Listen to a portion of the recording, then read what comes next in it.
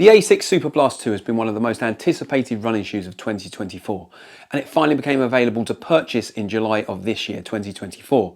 And when I say available, I mean in theory, because this super trainer has also been one of the most difficult shoes to purchase, and it seems to sell out within minutes of going on general release. I'm not sure if it's some sort of intentional supply and demand exclusivity thing by Asics, but getting a pair of these took me months of checking availability on the website, but when I did get them, boy was it worth it. After a 4-week wait after ordering this pair on Asics.com, my pair finally arrived in September 24.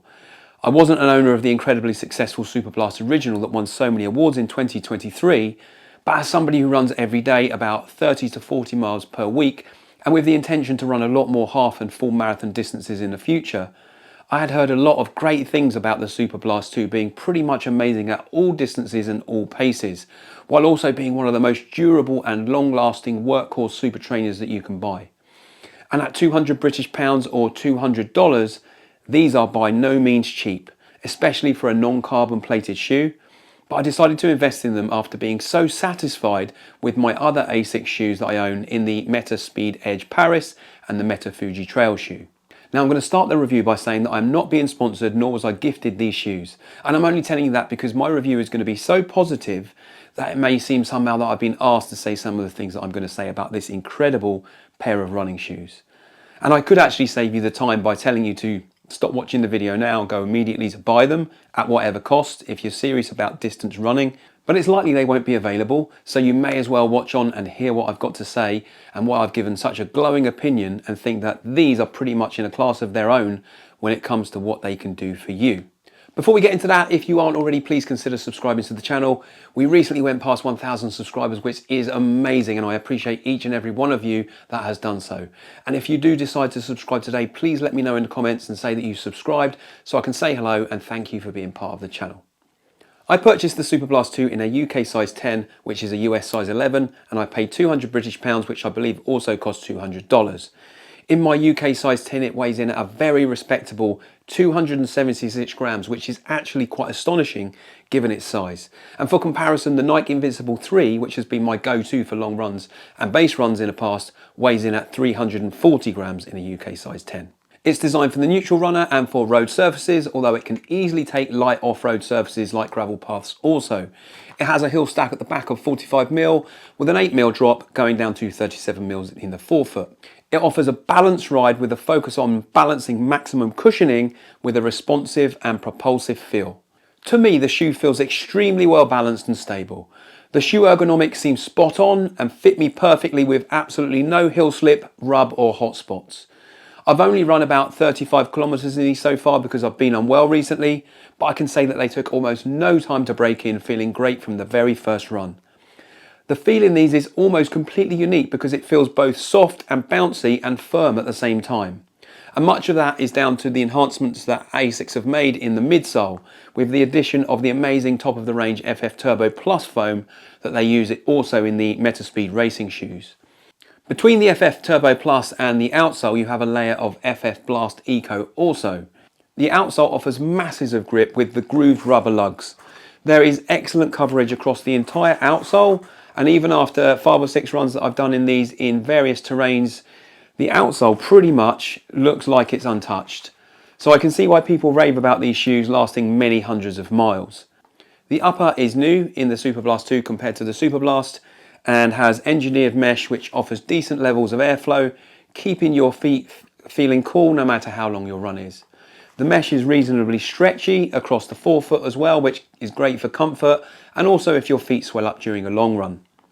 I don't yet know from personal experience, but the outsole is said to be very durable and also unlikely to show many signs of wear until at least a few hundred miles as well. The heel is well cushioned and fits around your ankle and Achilles snugly. You can feel the stability from the shape of the midsole in the ankle area, which is very, very comfortable.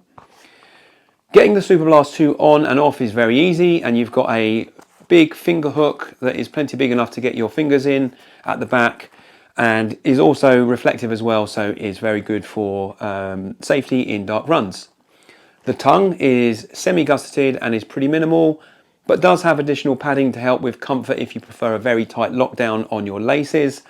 The laces are nothing special, flat and do the job, I've not experienced any unintentional unlacing of the shoe during a run, so they do the job that they are intended to do. In terms of fit, as mentioned, they fit true to size. They have enough space to feel comfortable for most foot types, I would say, with arch support in the midfoot and decent room in the toe box area. In terms of measurements, the heel area is 9.5 centimeters wide, narrowing to 8.4 centimeters in the midfoot, and with a roomy 12.4 centimeters in the forefoot. The only thing that I've not been all that impressed with so far is the colourways that they've launched these in so far. I think that this white and mint greenish version is a little boring, but honestly, you have to take what you can get when it comes to these shoes because they are so damn hard to get hold of. And of course, what really matters is how they feel and how well they do the job. So let's move on to that. For me, as soon as I laced these up and started running in them, I knew immediately I was going to get on well with them. They feel bouncy, but yet firm somehow. There is a propulsive feel through the mid and into the forefoot, through the rocker, which feels closer, in my opinion at least, to a carbon plated racer than it does to most other cushioned long distance running shoes. I love the comfortable feel, especially in the forefoot area as you transition through your stride. The energy return from the FF Turbo Plus is growing on me so much, both with this shoe and the Metaspeed Paris that I own, that I actually think I now prefer the responsiveness of this foam over the Zoom X foam in the Nike lineup, which really is a big statement for me because I've been such a fan of Nike and the Zoom X foam in them for such a long time. The Superblast 2 doesn't have a carbon plate, but it doesn't need one.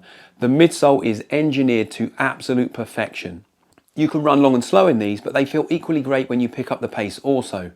There's no doubt about it, these are suited to long runs, keeping your legs and feet feeling fresh from the first mile up to the last.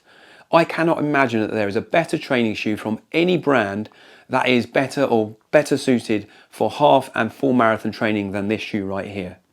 This shoe can handle any type of run of any distance except perhaps an all-out 5k effort, but probably could do a respectable and decent job for that even as well. It really can do pretty much anything you ask of it and more.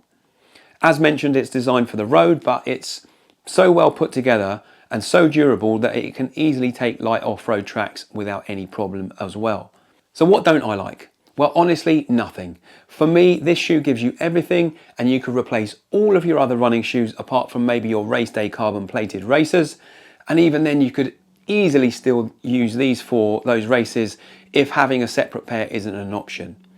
The price at 200 British pounds or 200 US dollars is high for sure, but honestly, you'll get a do-it-all super trainer that will last you more than likely double the miles of most other options on the market today. I said it would sound like a sponsored review, but I promise you it isn't. I just feel that for what this shoe can do, the comfort and performance, it sets itself apart from any other option, non-carbon plated option out there, and is pretty much in a league of one when it comes to what it can do. The only real thing not to like about these is just how damn difficult it is to get hold of them, because I think that no matter how many pairs Asics produced of these, they'd sell them all.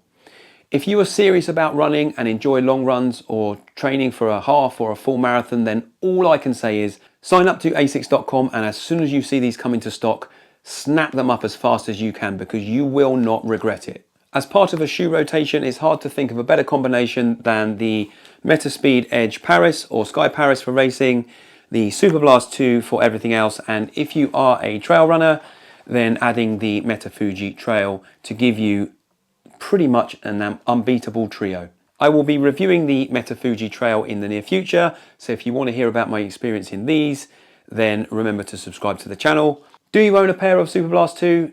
If so, drop a comment and let me know your thoughts. Am I right with my glowing reference and review of these super trainers, or do you disagree with me? If you found this video useful, consider giving the video a thumbs up. It really helps with the algorithm. Thank you for watching, and see you on the next video.